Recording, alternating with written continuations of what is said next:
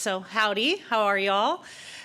We've officially started 20 hours of softball. So I know we're deep in the MLB playoff. So here's a little softball, a little bat and ball stuff for you guys. So we played Blinn this past weekend on Saturday. Had a good outing. We currently have 10 freshmen on roster, 14 new players. So we have a lot of different looks to be seen. We have a lot more arms in the circle, which I'm really excited about. This week we have a game on Wednesday versus McLennan Junior College, and then we play the bad guys on Friday, so I'm excited about that. All right, so which is the first questions in the far back? Oh, you just got passed up right there. You just swiped. Ladies first. I like it. I like it. Yeah. Just how much of a point of emphasis was it this offseason to get more pitchers, especially for Emily Kennedy's sake? Yeah, it was our number one priority, to be honest with you. And lucky for us, or a lot of hard work by the coaching staff, especially Coach Heff, of making sure we really went after the two pitchers that we wanted, and we got them. We were able to land them, both of them returning back to the state of Texas, which I was excited about. So both Grace and Sydney Peters have done a tremendous job. They've looked really good here so far, and they're going to complement her very nicely. So excited. But we had 5 pitchers throw this past weekend, and that's still not our whole staff.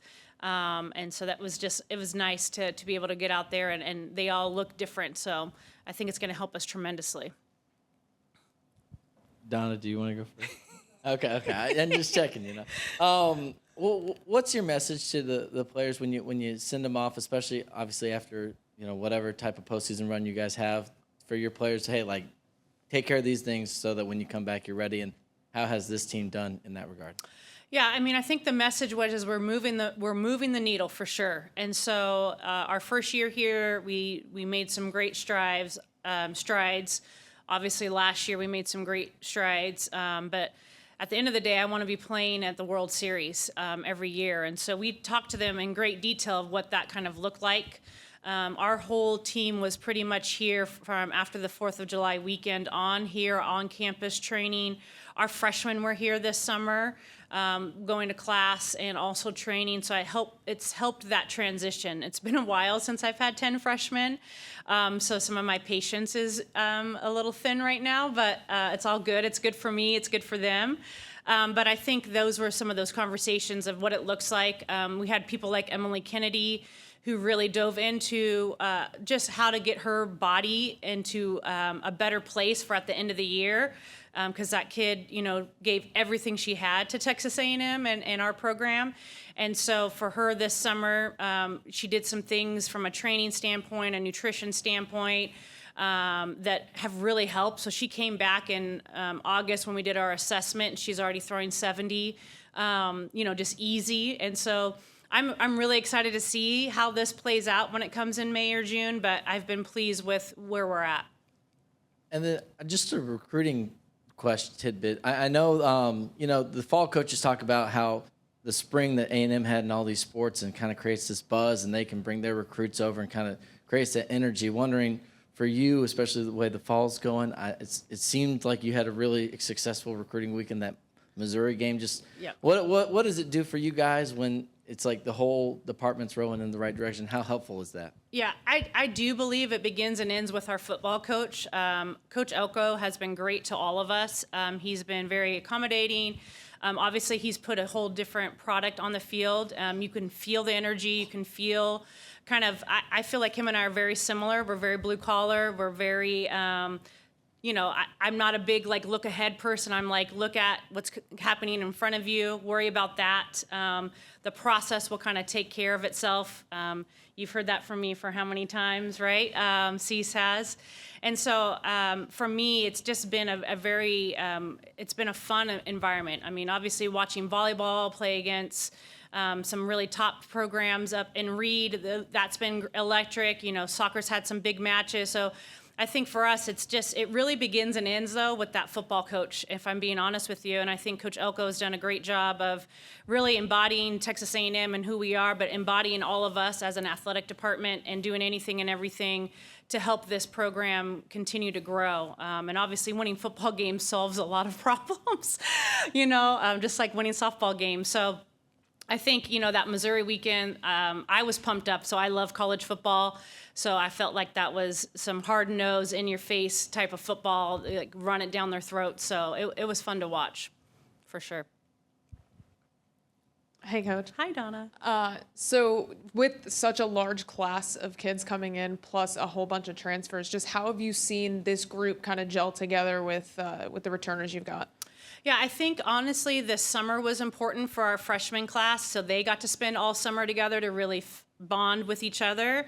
So then when they were inserted into kind of the team, they had those connecting pieces, and then they were also able to kind of bridge with our returners. I think one of the great things about Texas A&M is kind of the type of characteristics you have as somebody who gets attracted to a place like Texas A&M is that of being a part of a team and being part of something. And so I felt like our returners, I never had any question that they wouldn't take it on because a lot of them were transfers, right? Like we've had a lot of change in the last couple of years. But I think what really embodies Texas A&M is that being a part of something and how to make that integration happen quickly. So it's been good. I mean, they do things off the field together. One of the players told me the other day, I think we like each other too much. And so it's always a balance, but I think overall our returners have just done a tremendous job. And honestly, they've learned from Rylan Wiggins and Trinity Canyon for, however many years, for the last 2 years of what that looks like. And now you have Coco Woolley, you have Emily Kennedy, some of those players that have been here, have been here longer than I have just done a really good job of kind of keeping that torch going. And you've also brought in some veteran transfers. How have you seen them, like Mac, kind of step in and, be new but also show a leadership role? Yeah, all of them have kind of brought in some different things. Obviously, Ojo, she's a kid that is from Pearland, Texas, and played at UW for her 4 years and then finishing up her last year here. A player that has just a tremendous amount of experience. She's got a very uniqueness about her. She's got a great personality. She works really hard. The running joke is, and all of y'all that know Coach Harger, Coach Harger's like, I can't even get mad at her. And I'm like, that's saying a lot. So she's somebody that really, I think, is the glue to any team that she's a part of. So that's been huge. Mac is funny. She's fun. That kid is a hitter. Like, that's what she loves to do. She studies the game. But she's another one that I've faced for many years. So at ASU, San Diego State got sent quite a bit to ASU for postseason, or we played them. Last year we got to play at San Diego State in a tournament. So I've known her since she's probably, 12, 14 in the travel ball circuit. So she's just somebody, though, that kind of brings some calmness. She truly believes that every time she's going to get a hit. And if she doesn't get too up or too down. She really kind of is looking at it of like, okay, I just need to work on my timing, my pitch selection. And so when you have more of those type of hitters in your dugout, that kind of helps grow the freshmen or the newbies a little bit quicker. So it's been nice. Yep, Cease. So with the addition of Oklahoma and Texas, you might be the only A&M coach not to play Texas this year. So my thought, when you softball coaches got together, did you think about changing the schedule, adding 24 games, or possibly everybody having a rival? Whether you talked with the AD or presidents, did you guys talk about that at all? Yeah, I think moving forward, we'd like to always play Texas, have a home and home. I think it's good for the sport. I think it's good for the state of Texas. I think for this first year with the SEC scheduling, we're just trying to work through some things, but I think moving forward, we will always try to schedule that. Yeah. And so would you do that non-conference possibly in Yep. that case? Okay. Mm-hmm. Yep.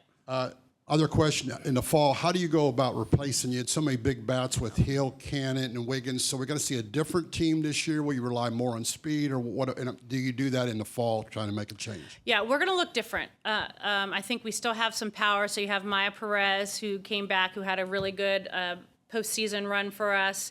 We added Mac Barbara, Ojo, like I mentioned. She has some juice as well. But we're pretty athletic, and so I think that's the other piece that's gonna. We've always been athletic since we've been here, but I think it's gonna be even more. So, Coco's hitting balls out of the park. She's still short gaming. She's still getting, extra bases when she's running. Kennedy Powell, same thing. Her short game will be huge, a huge piece of her game. And then obviously she's been swinging away a little bit. Really, of our starting group, the only change we're going to have is going to be that second base position, and then an outfield position. So Amari's gotten some reps out there. KK Dement, one of our true freshmen, has gotten a lot of work at second base. So they're not maybe as much of that long ball hitter, but they are going to be very consistent and hard to get out because of the speed element. So I had somebody text me after the Blinn game and say, very athletic, like I like the athleticism. So I think that's what you'll really see with us this year, a little bit more balanced attack. All righty, Luke. Coach, when you look at the scrimmages that y'all have scheduled for, I think 3 within this week alone, is there anything in particular that you're looking for out of those, or anything that you would like to see in particular? Yeah, I think for me, it's, can we execute at a high level when the game starts to happen? So practice, as all of you guys know, is much faster, it's much quicker, it's harder because we play the game, right? We practice at practice, we work at practice is what I like to say, and then we play the games. So for me, it's, who's able to come up and kind of execute the game plan. So whether that be, hunting strikes early in the count, what happens when you get a bad call called against you. Pitching wise, a lot of it has to do with, are we commanding the right parts of the zones in the right part of the count? Luckily for us, we really just have one freshman right now that has been pitching quite a bit in games. The other 2 are still kind of working on some things, which is great, but Sydney Peters is a sophomore, so we're still kind of teaching her quite a few things of how to be a pitcher versus a thrower. So for me, it's just really that evolution of that growth of what it looks like from practice into games, and then obviously it gives you a good indication of what you need to work on in practice. But really from the team perspective, one of the things I did talk to them after our game this past weekend is, I don't care of who's on the other side, that we have to play Aggie softball. And that standard is never going to change. I don't care who we're playing. I don't care if we're playing ourselves. Like, at the end of the day, we can't miss signs. We can't make base running mistakes. We've got to be able to play catch, make big pitches and big pitch counts. Very simple things. So I think for me, it's going to be who's going to be able to execute those day in and day out.